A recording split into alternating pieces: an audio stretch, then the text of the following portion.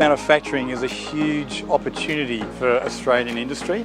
An event like this brings together intellectual capability, and I think it's in this collaboration that we create value.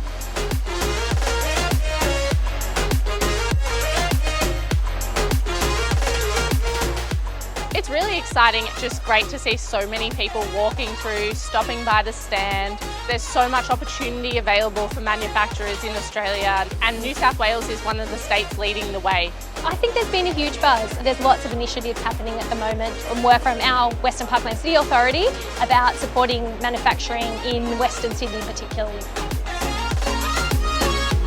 We use the Expo primarily to see if we can get new clients, but also we see a lot of our clients coming through and letting them know about the other areas of our organisation where we can add value to their business.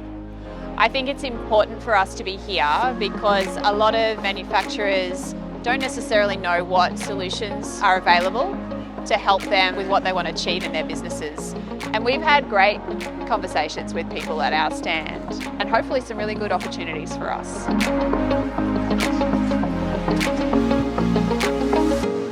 I think that people sort of understand what technology transformation is. What I think they don't really understand are all the components around that really make up that full transformation of an organisation.